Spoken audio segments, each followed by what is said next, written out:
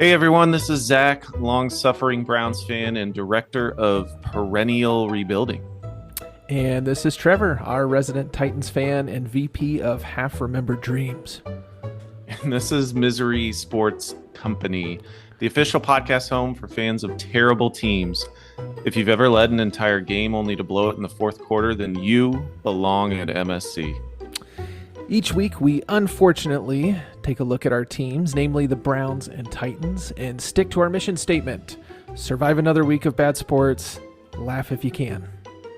That's right. In last week's meeting, we met your hosts and went over our core values: poke fun, laugh together, and build up what our teams have torn down. So much they've torn down. In today's meeting, we'll cover our weekly earnings report, we'll check in with our VP of Moral Victories, and do a deep dive into another tortured fan base. And finally, we will wrap up with our pep talk. But before we dive in, let's not forget our sponsors who keep on the lights. Unlike our teams who never get primetime games, not even sure they have lights at this point. I don't think the Titans do. I'm pretty convinced there's no lights. Zero primetime games. Our first sponsor. Thank you to Lou Holtz's Door Slobber. Got a squeaky door that just won't stop? Well, not anymore. Thanks to Lou Holtz's Door Slobber. Just get you a fingerful of that slop and throw it on that hinge. Just like the floor when he's done talking, that hinge will be slick as hell with Lou Holtz's Door Slobber. Just came on strong with that. We're gonna thank Coach Lou Holtz for proudly supporting fans. Thank you, Coach. Who never get that support from their teams. We really appreciate you, Lou. Thanks, Lou. It's now time for our weekly earnings report, the part of the show where we file the paperwork on our two most underperforming subsidiaries. Spoiler alert, that's the Cleveland Browns and the Tennessee Titans. So let's take a look at the damage, or maybe should I say profits? Starting with the Cleveland Browns. So let's start with the bad. The Browns did not score any points for the first three quarters. However, came roaring back. Defense was on fire, and we somehow, some way, won 13-10. Incredible. Yeah. We had absolutely no reason to win that game. Our offense is a complete dumpster fire. Sure. But the defense did intercept a pass, brought it all the way down to the 5 or 6 yard line, and so our offense could not screw it up at that point. Great win. We need it. We're suffering. Trevor, how was the week for the Titans? Well, predictably bad. Wish I could say we beat the Packers. Congrats to the Browns for doing that. We did not. We played the hated Colts, who I didn't get into it last week, but they are a division rival in the worst division in football consistently. The AFC South sucks. It's just so bad. So that means we are literally the worst of the worst. So it would have been great. We did make them punt once, which they had not done in their first two games. So congrats to the Titans. Okay. We did lose by 3 touchdowns. So that part wasn't great. But this is what everybody's talking about. I want to walk you through a quick sequence, Zach. Okay. All right. It's the end of the first half. Oh, by the way, we won the coin toss. That was another win. And we said, let's set the tone. Let's not give the ball to the Colts because they'll set the tone and then they'll just run the whole time. We take the ball, third play, pick 6. So let's fast forward. No. Let's fast forward to the end of the half. There are it's under a minute to go, about 45 seconds left. We have run the ball 5 straight times. Fine. Okay. Whatever. All right. Got the pick 6. We get it down to the Colts 39. We are down by 11 at this point, 17-6. It then becomes we get stuffed on the run. It is 4th and 1. The Colts take a timeout because they want the ball. They're going to score before the half, even if they can double up, right? Do the Tom Brady thing. So they take a timeout. We send Cam we leave Cam on the field. So far, that seems like the right call, right? The Colts 39. We're down 11. Let's go for it. He looks over to the bench like, I'm not getting a call on my headset. What's the deal? Our coach, deer in the headlights, no clue. Looking around, he calls a timeout. So the Colts called a timeout. We burn a timeout. And he decides, you know what? Let's not go for it. Let's try a 57-yard field goal. Let's send the kicker out. So then we'll only be down by 8. Fine, whatever. Sends our field goal team out there. They get a delay of game penalty after 2 timeouts. They get a delay of game. So then it's a 62-yard field goal. And guess what? It gets blocked. And then the Colts get the ball. 3 plays later, they kick a field goal. So we go into the half down 14 after just an atrocious play calling sequence from Brian Callahan. The next day, he said he was just a little indecisive. Yeah, don't tell people that. Tell people that there was some other thing. Why? Don't be like, I didn't know what I was doing. That was the reason. He didn't get to the front of his Denny's menu. He didn't even look at it. Turn it over. We talked about that. Literally, the back of the playbook sponsors this show. Why isn't he listening? Flip that thing over. I'll mention play calling at the end of this show during my pep talk because that's been a deal. But suffice to say, we lost the game. Fair enough. So before we jump into this next segment, I wanted to have a word from one of our proud sponsors. This sponsor is Jay Cutler Energy Drinks, packed with zero enthusiasm, zero hustle, and just the right amount of nicotine. If you're looking for motivation, keep looking. Jay Cutler Energy, because sometimes you just don't care. Thank you, Jay, for your fantastic product. And it really is hard to nail the right amount of nicotine. So if he's got a product that gets that right, that's why it's moving. Yeah.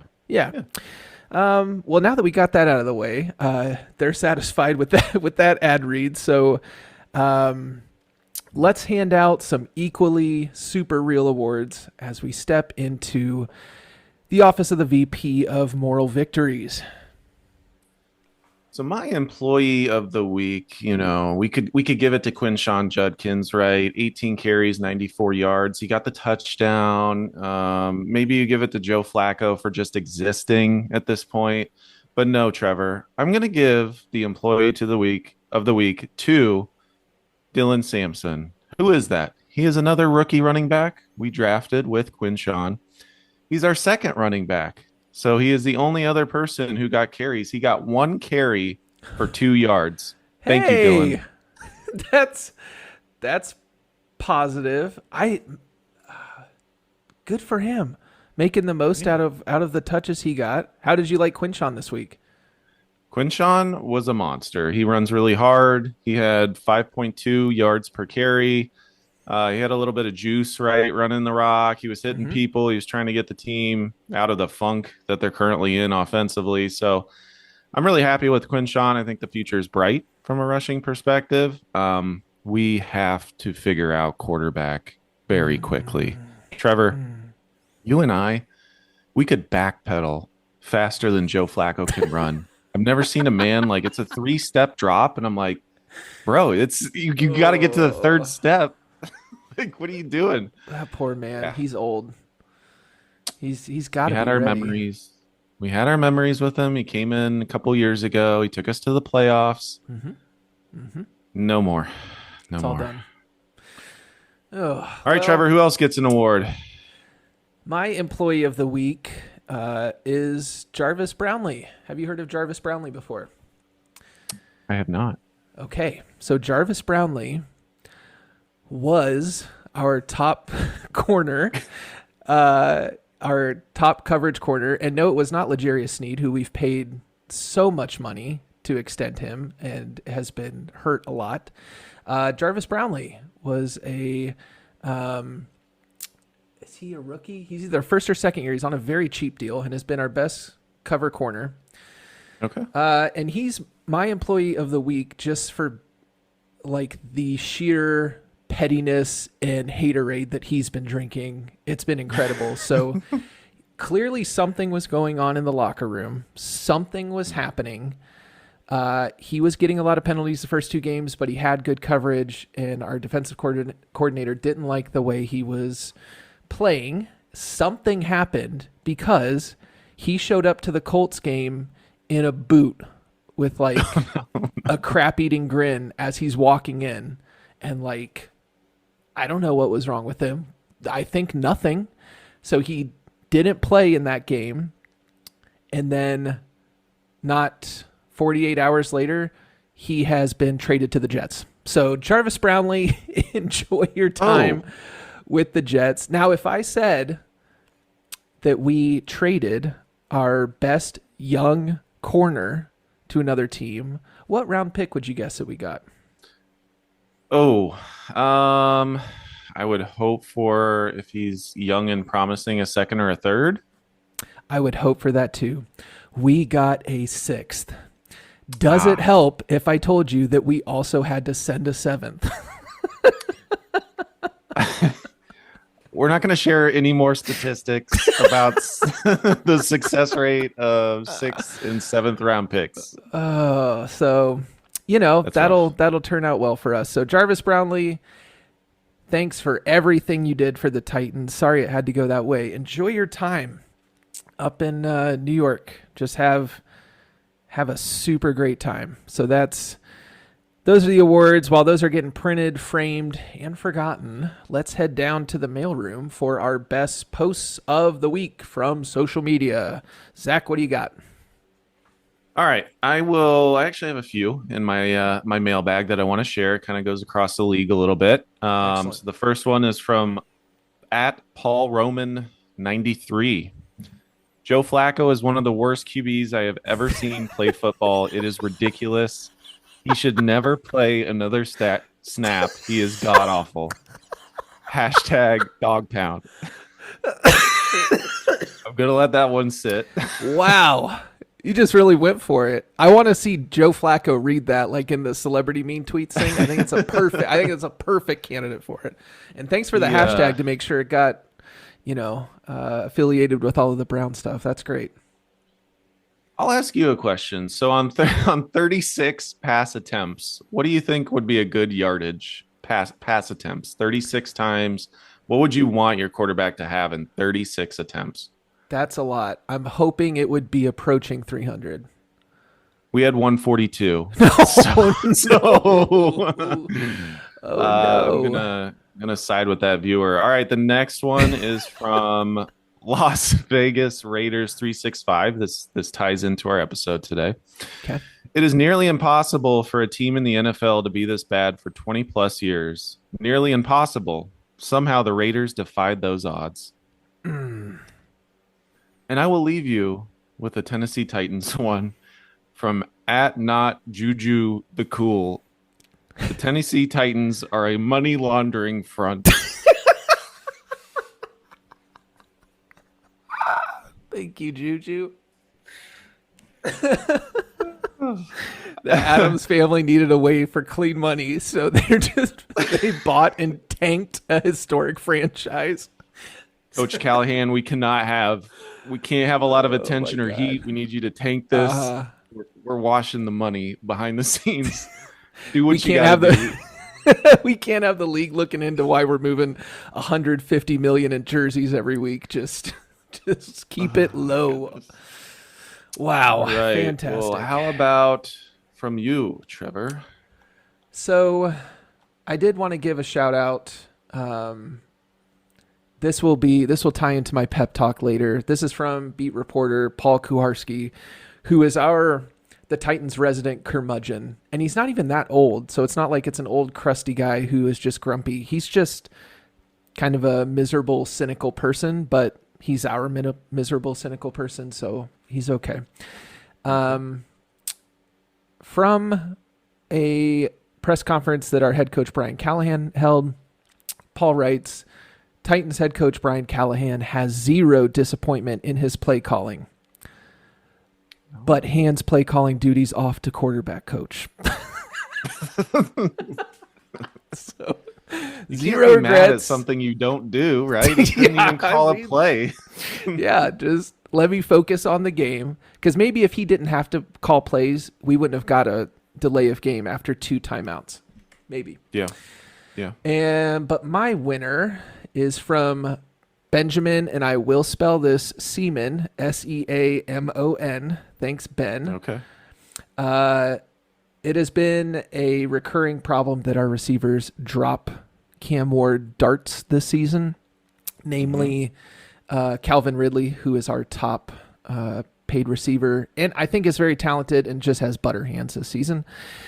He wrote after Paul Kowarski said that a lot of the players had left the locker room before media could come in after the loss to the Colts, which beat reporters get grumpy about, including Calvin Ridley was gone. Benjamin says Calvin probably had a ride to catch. I'm sure he dropped it, though. So thank you, Ben. That is a top shelf tweet. I am sure that he also dropped his ride. That's pretty fast to like lose not only the fans but the reporters as well after 3 games. Yes. Yeah, that's a record, I think. Yes. I will bring in we all know that the team paid reporter for the website is going to post the nicest stuff that they can about the team because that is the team putting that out there. I will bring in clips from what our team paid reporter said about the Titans' loss to the Colts next week. I will share that with you all because it is the nicest way of saying this team is crap. It is terrible. So congrats to this week's honorees of Post of the Weeks. I promise we swear your awards are in the mail. Don't look for them, but they're in there. Helping to pay the postage on those awards is our next lovely sponsor. Who do we have, Trevor? We have offensive lineman smelling salts. Hey, the NFL got you down because they won't provide you with your favorite smelling salt during the game. Well, go on over to the most unhinged position group on your team and get you some offensive lineman smelling salts. The good news, it'll wake you right up. The bad news, it's actually just a tube of Lou Holtz's door slobber. So get your mind right with offensive lineman smelling salts. I want to know where Coach Holtz is right now. Oh, where is he? You watching this? Oh, man. And then they show him and he's all frail up in the booth. Oh, poor Lou. Thank you, though. Thanks for your amazing product. Lou's double dipping. He's got his door slobber, and then apparently he's moving some smelling salt products. He's making a ton of money off of us right now. Yeah, he is. Thank you for sponsoring this wonderful podcast and episode. We appreciate it. So time to shift into our deep dive this week with your director of perennial rebuilding, Zack. Take it away. All right. So for our first true deep dive, right? So last episode we went into the Browns and the Titans. I had a lot of teams top of mind, but I actually ended up landing on the Las Vegas Raiders. So I'm going to give you a little bit of history first. They founded the team in 1960. Okay, so they've been around for a long time. Similar to the Browns, right? So the Browns had a fan poll that did not go well. Neither did the Raiders. So the first iteration from the Raiders was actually the Oakland Seniors. Oh, you heard that boy. Right. That's the Oakland Seniors. They said, no, we're not actually gonna. We're not gonna do that. Even then, they were like, no, no, we're gonna. Bad idea. We really appreciate your feedback. We're gonna completely ignore you. Yeah. We're gonna go with the Raiders. Can't be doing that. No. So everybody knows Al Davis, right? Just win, baby. And he's been the owner forever. So he actually did not start out with ownership of the team. So they hired Al Davis as a head coach in 1963. So he was a head coach for a few years. He actually became the commissioner of the AFL at the time. So they had the AFL and the NFL. Mm-hmm. And then I think it was about 72 is when he ended up as owner of the Raiders. So he kind of weaved through their history and then ended up running the organization. Really, they had success off the jump. So 1967, They won the AFL championship, and at that time, the winner of the AFL and the NFL would play each other for the Super Bowl. So they lost to the Packers, Vince Lombardi, nothing to feel bad about. 1969, they named John Madden the head coach. So another Hall of Famer. Yep. They ended up losing the AFL championship, but they're right there. They're right there through the 60s. So you hop into the 70s, and that's when the AFL and the NFL merged together. So now you have this big league, and they were perennially in those championship games. 73 to 77, they made the conference championship every year. As you think about it, in the 70s, the Steelers were big time. So it was always the Raiders versus the Steelers. And they eventually broke through in 1976. So in 76, they won Super Bowl 11 versus the Vikings. 1980, they won the Super Bowl again, Super Bowl 15. This sounds versus great. The Eagles. 83, won another championship, Super Bowl 18 versus the Redskins. And I mean, you're talking about Marcus Allen, Howie Long, who's on the Fox broadcast. Like, they had a ton of Hall of Famers. Right around this time was the first move of the Raiders. So from 82 to 94, Al Davis wants, stadium upgrades, this, that, and the other. It's not happening. They move to LA. So they become the Los Angeles Raiders for those 12, 13 years. They actually played at the Coliseum where USC plays football. Oh, wow. After that, they moved back to Oakland. And of course, as we know, they're now in Las Vegas, which we'll get to. But the 80s were great. They also had Bo Jackson. I mean, everybody. Tecmo Bowl. Like, absolutely. Come on. Absolutely. Yeah. Incredible. We just run around, you dip and dodge until nobody's tackling him. Yep. Out the way. No. Love Bo. Absolutely not. So 80s were great. You get into the 90s, it's kind of a little bit of a lull, but they're still pretty good. And now we're going to focus in on the present day, what we consider 2000 to 2025. Pretty rough. 40% win percentage overall.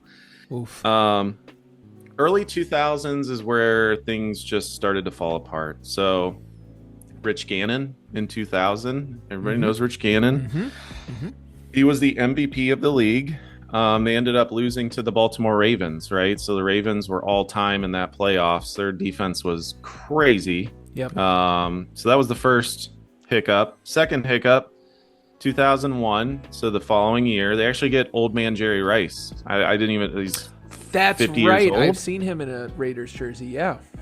Yeah. So he comes along and they lose to the Patriots in the playoffs on the tuck rule. Remember the tuck rule? Oh my gosh. Yeah, of course.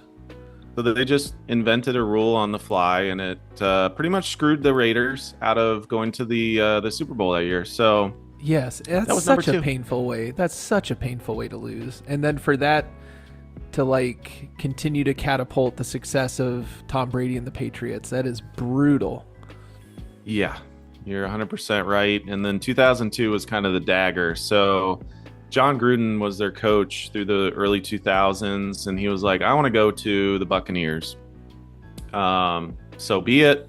They end up trading him. They get draft picks for him, which is pretty unique. Typically you don't. You just cut him or whatever. But he goes to the Buccaneers, and the Raiders are great. So they work through. They get to the Super Bowl, and who do they see but the Tampa Bay Buccaneers? Yeah. And a really mad John Gruden who absolutely crushes them. Just 48-21. I remember watching that Super Bowl. I know it I remember sitting in our room or our game room in San Antonio and watching that and being like, that pirate ship, the Pirates are pretty cool.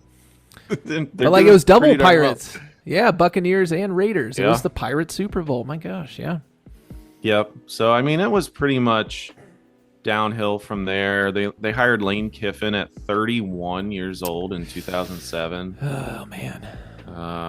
2018, John Gruden comes back, but he gets fired again and then ultimately investigated for emails that I'm not going to cover. That's a good call. That's a good call. 2020, they end up officially moving to Las Vegas. You look at their draft picks, Jamarcus Russell, Derek Carr I would say Derek Carr was okay, but he was always injured. Yep. Agreed.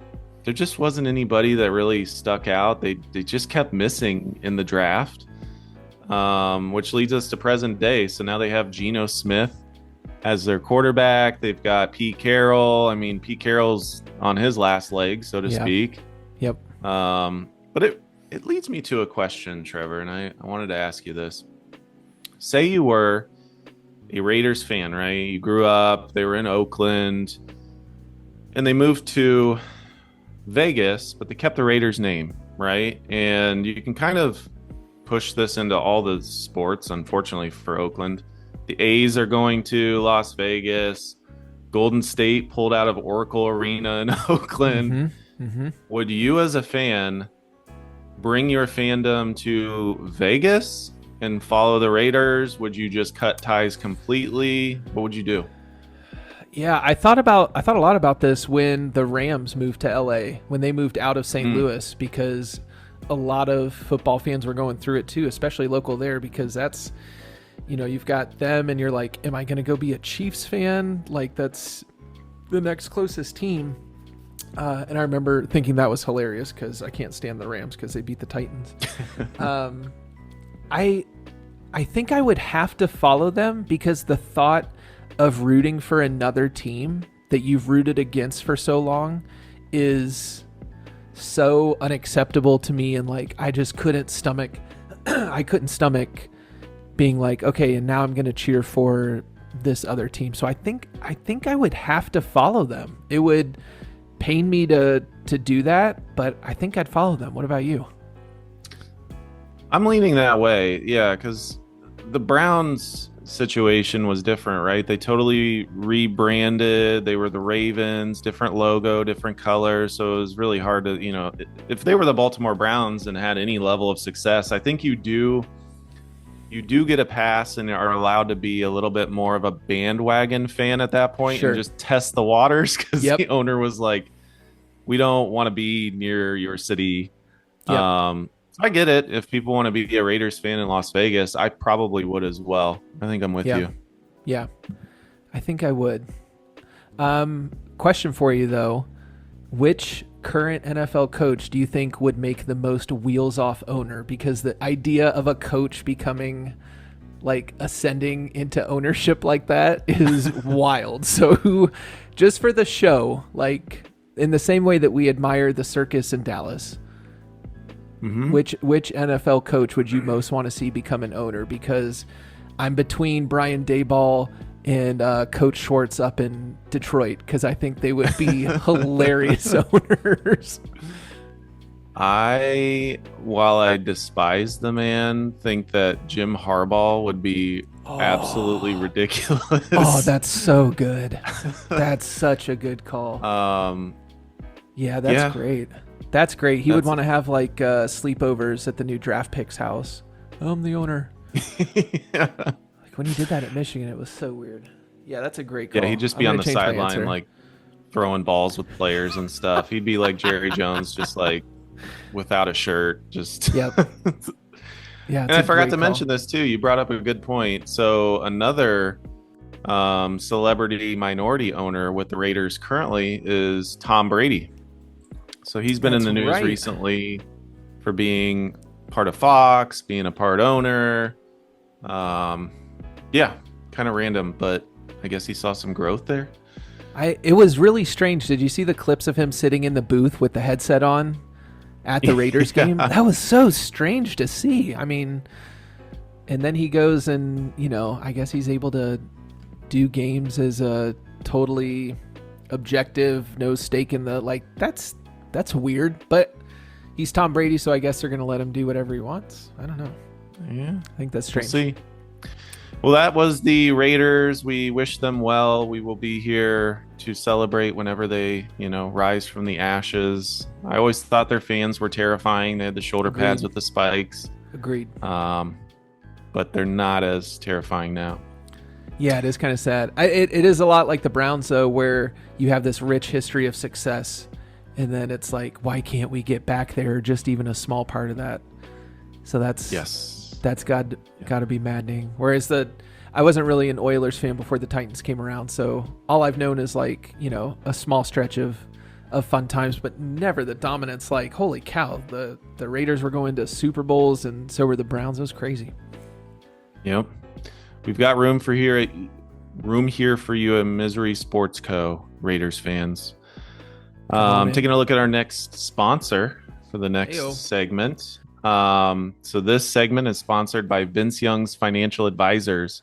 From steakhouse splurges to bankruptcy, Vince Young Financial proves there's no lead too big to blow. Thank you, Vince. I'm glad to see he landed on his feet and now has that business going. Yeah. We don't expect any payments from Vince for that one. No, we're not even going to take that check to the bank. We know what's going to happen. That thing's bouncing higher than a Super Bowl, man. It's never coming down. He was on the cover of Madden at one point, Trevor. I'm sorry, but like and that was the curse. It was either that or his horrendous Wonderlick. One of the two cursed him and is why he couldn't maintain high play. I tell you what, though, go look up the Cardinals game where he leads us down the field and converts several fourth downs and then throws the ball to win the game. That's like, he has a good game in there. I think randomly that's also like Kenny Britt is in there. Remember the Kenny Britt like 2 years where he was dominant? Yeah. Yep. Go look up that game. It's a good time. Well, thanks to Vince. We appreciate you. We hope you're doing well. Here at MSC, we believe in leaving every meeting with a little bit of hope, even if it's wildly misplaced. So welcome to our pep talks. Our first pep talk I will give to Titans quarterback coach and now offensive play caller, Bo Hardigree. And it's funny that you just did a deep dive on the Raiders because Bo used to be an assistant coach with the Raiders.